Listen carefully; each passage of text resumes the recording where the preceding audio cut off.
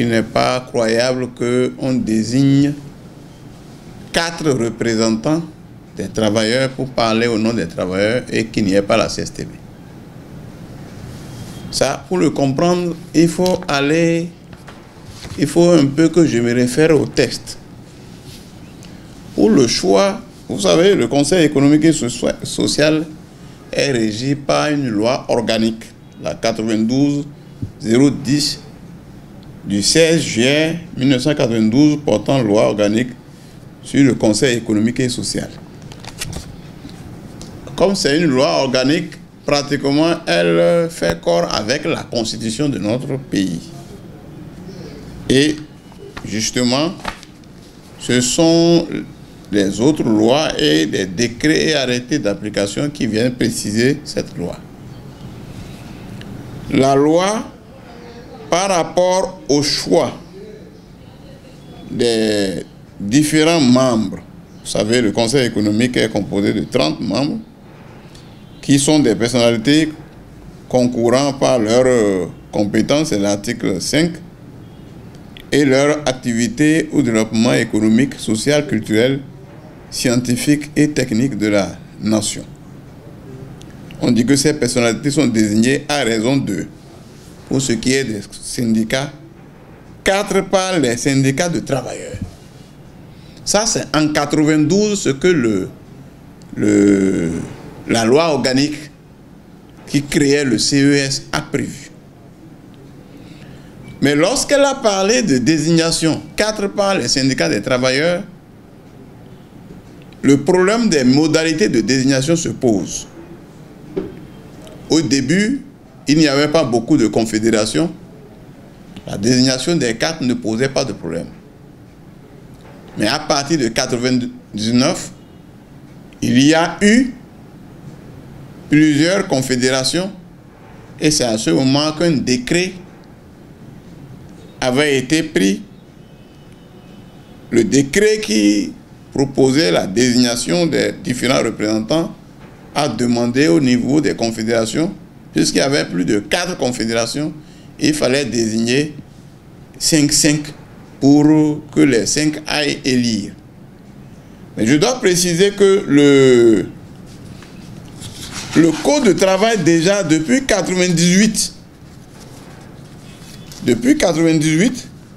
le Code de travail avait donné de précisions sur comment désigner les différents représentants des travailleurs à des forats de représentativité. C'est-à-dire que en 1998, le Code du travail 98-004 du 27 janvier 1998 portant Code de travail en République du Bénin avait déjà réglé la question de la représentativité des organisations syndicales au sein des forats, en disant ceci en son article 83. Le caractère représentatif des organisations syndicales est déterminé par les résultats des élections professionnelles. Le classement des organisations syndicales issues des résultats des élections professionnelles est constaté par arrêté du ministre chargé du travail. Ça, c'est ce que le Code du travail a eu à dire en 1998, qui donne de précisions sur 4 personnes désignées par les syndicats de travailleurs. Comment les syndicats de travailleurs vont désigner? Le Code de travail précise que c'est par l'intermédiaire des élections professionnelles que les travailleurs vont désigner leurs représentants. Ce n'est pas tout. Le statut général, et justement c'est pour cette raison que la 3e mandature en 2004 et la 4e mandature du CES en 2009, pour ces mandatures, les gens n'ont plus appliqué le décret de 99 qui disait désigner 5 pour aller s'associer pour élire. À partir du moment où en 2001, il y a eu élection professionnelle nationale, le gouvernement savait très bien qu'il ne pouvait plus avoir d'ambiguïté. Puisque à partir de 2001, pour les différents représentants des travailleurs, à tous les forats de représentation, ce sont les résultats des élections professionnelles qu'on utilisait. C'est pour ça que, à la 3e mandature, en 2004, la CSTB a eu 2 sièges, la CSA 1 siège et la COSI 1 siège. C'était les organisations qui étaient représentatives. À la 4e mandature, c'était en 2009. À ce moment, il y avait déjà eu la 2e édition des élections professionnelles, celle de 2006. La CSTB était aussi toujours première, la CSA 2e, cette fois-ci, c'est la CGTB qui était 3e. C'est pour ça que la CSTB a eu 2 sièges. Au CES, la CSA, elle a eu 2 sièges, pourquoi? Elle avait 2 sièges parce qu'elle avait 44,76% de suffrages exprimés. La CSA, 18, et quelques pourcents, et la CGTB, 16%, parce que pour être représentative, une confédération devait avoir au moins 15%. Donc c'est pour ça que les 3 se sont répartis les sièges, les 4 sièges. Ça, c'était en 2009. Mais en 2014, curieusement, le gouvernement reprend le décret de 99 pour dire qu'il faut désigner 5-5 pour aller voter. Et curieusement, ce décret a été pris dans des conditions particulières. Le 18 avril, clando, un décret sort portant donc désignation des membres du CES et reconduit les dispositions qui existaient avant l'organisation des élections professionnelles, en violation du Code de travail. Ça, il faut dire que le décret, il nous a été caché. La CSTB l'a eu clandestinement, nous l'avons eu et nous l'avons dénoncé. Et à ce moment, le ministre chargé des relations avec les institutions, le MCRI, nous avait écrit pour dire qu'on avait raison. Et qu'on ne peut pas organiser encore d'autres élections pour désigner les représentants des travailleurs. Les élections professionnelles nationales ont déjà précisé comment on doit désigner que la CSTB devait avoir 2 sièges, la CSA 1 siège et la CGTB 1 siège.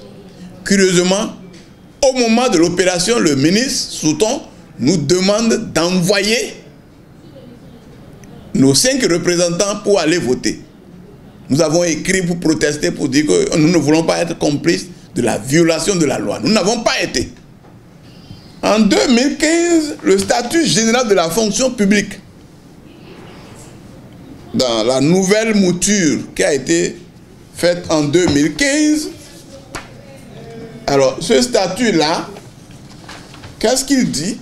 En son article 34, le caractère représentatif des organisations syndicales est déterminé par les résultats des élections professionnelles. Un décret pris en Conseil des ministres fixe les modalités d'application de l'alinéa ci-dessus. Le statut général est venu confirmer ce que le Code de travail dit, à savoir que le caractère représentatif des organisations syndicales est déterminé par les résultats des élections professionnelles. Donc on ne peut pas désigner les représentants des centrales syndicales, des syndicats, sans passer par les résultats des élections professionnelles. Alors, le décret dont il parle, le voici. Le décret existait depuis. Parce que ce décret-là se référait au Code de travail. Qu'est-ce que le décret dit? C'est un décret intitulé 2013-552 portant différentes formes d'organisation syndicale des travailleurs et critères de leur représentativité. En son article 7, qu'est-ce que le décret dit? Les centrales et confédérations syndicales représentatives se répartissent les sièges dans les forats de représentation proportionnellement aux résultats des élections professionnelles nationales, départementales, municipales ou communales et au nombre de places disponibles dans le secteur considéré. Le secteur considéré, pour ce cas-là, on n'a pas dit sauf au CES. Donc, le décret qui précise le choix des représentants des différentes composantes au CES devait se référer, pour ce qui concerne des travailleurs, à la loi, au code de travail et au statut général. On ne peut pas définir une autre modalité de choix. Donc ce décret-là a violé la loi, a violé le statut général, a violé le code de travail. Parce que quand les gens parlent, ils disent non, il y a une loi organique et il y a un décret. Oui, la loi organique a dit que les 4 travailleurs, représentants des travailleurs sont désignés par les syndicats. Mais la loi organique n'a pas dit comment il faut les désigner. Maintenant, comment il faut les désigner? Il faut se référer à la loi cadre, le code de travail et au statut général de la fonction publique. Ce sont ces 2 lois qui disent comment on doit désigner les représentants des travailleurs. Alors, le gouvernement reprend cette année le décret de 2014 qui avait déjà violé. Et nous avons écrit, nous avons fait, comme on appelle, un recours gracieux au chef de l'État, c'est-à-dire pour dire au chef de l'État qu'il n'a pas respecté la loi qui parle du choix des représentants des travailleurs, doit viser le code de travail, doit viser le statut général. Ce décret n'a pas visé ces 2 lois-là. Mais nous avons été à cette fameuse élection-là. Nous avons été quand même. Parce qu'en 2014, nous n'avons pas été. Et les gens nous ont dit, mais vous avez tort. Vous devrez, quand bien même vous avez dénoncé, il fallait aller. Si vous alliez, vos camarades au moins vont vous désigner, au moins vous aurez un siège. Donc cette année, nous avons été. Et lorsque nous avons été, nous avons protesté. J'ai réuni d'abord les camarades secrétaires généraux des centrales syndicales pour leur dire que c'est la violation, ça c'est une loi, la loi qui est en train d'être violée, les lois même. Le code de travail est violé, le statut général est violé. Ce n'est basé sur rien, cette affaire de désigner 5-5-5 pour aller voter. C'est arbitraire. Donc, que ce n'est pas juste. Mais que moi je suis venu, puisque ce n'est pas eux qui ont pris la loi. Et ils connaissent la loi. Je suis venu pour avoir quand même un siège pour la CSTB. Parce que j'ai droit à 2 sièges. Et la loi dit que tout au plus j'aurai un siège. Je suis venu avoir au moins le seul siège en attendant de revendiquer donc le second. Donc, j'ai dit ça aux travailleurs, aux représentants des travailleurs. Puis on est allé en salle. À l'ouverture, quand le ministre de la fonction publique a ouvert la séance, j'ai pris la parole pour montrer qu'il y a violation de la loi. On ne peut pas prendre des gens. C'est comme si on demandait aux partis politiques de désigner des militants pour aller élire les députés. Non. Ici, on ne peut pas faire ça. Les travailleurs ont déjà déterminé les modalités ou ont déjà choisi qui va les représenter. Donc, je ne suis pas d'accord. Mais je viens parce que je sais que, comme ce sont les représentants des travailleurs qui désignent, je pense au moins que la CSTB aura droit à un siège. Peine perdue.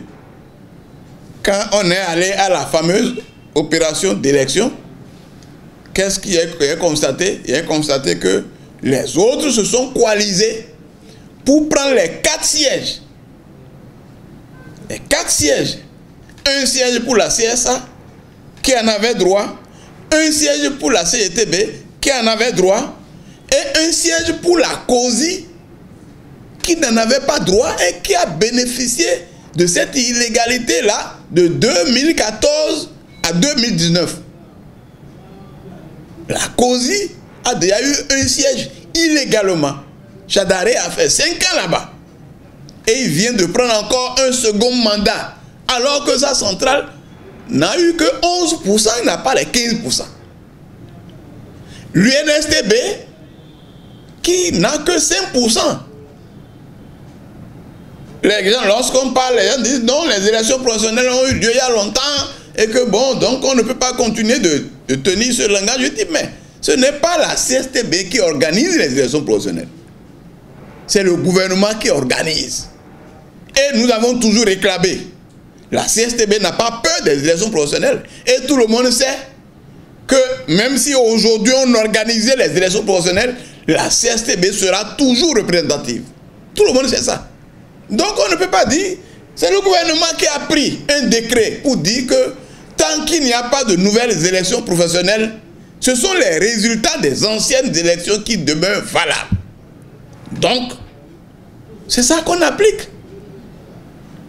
Alors, on ne peut pas nous parler d'ancienneté, de choses là. On doit, jusqu'aujourd'hui, c'est ça qui est appliqué.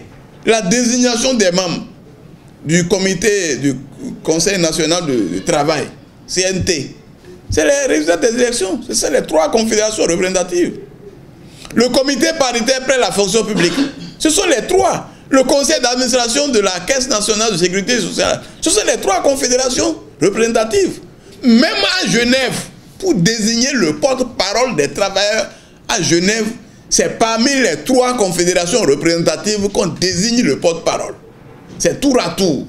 La CSTB, la CSA, la CITB. C'est comme ça que ça se passe. Donc, dans tous les forats de représentation, partout, c'est la loi qui est respectée. Donc ici, la loi a été violée et nous avons constaté effectivement que les 6 se sont coalisés pour désigner 4. Et la CSTB n'est pas au Conseil économique et social pour la 2e fois. Alors qu'elle demeure officiellement jusque-là la confédération syndicale la plus représentative. Voilà où se trouve donc l'injustice et où donc on constate que et des confédérations et le gouvernement en fait se sont coalisés. Et si les confédérations et le gouvernement se coalisent, ça veut dire qu'on se retrouve un peu comme dans l'ancienne période au temps du parti État où il y avait une centrale syndicale aux côtés du gouvernement. Puis de l'autre côté, la CSTB est née pour soutenir les travailleurs. Et aujourd'hui, c'est la même chose. On constate qu'il y a une centrale syndicale en 6 composantes avec le pouvoir. Et de l'autre côté, la CSTB. Nous sommes dans les procédures. On avait déjà écrit au président de la République. Nous sommes en train de saisir qui de droit au plan juridique. Au plan juridique. Et nous informons les travailleurs pour que les travailleurs revendiquent la restitution des sièges volés à leurs véritables représentants, à leurs dignes représentants.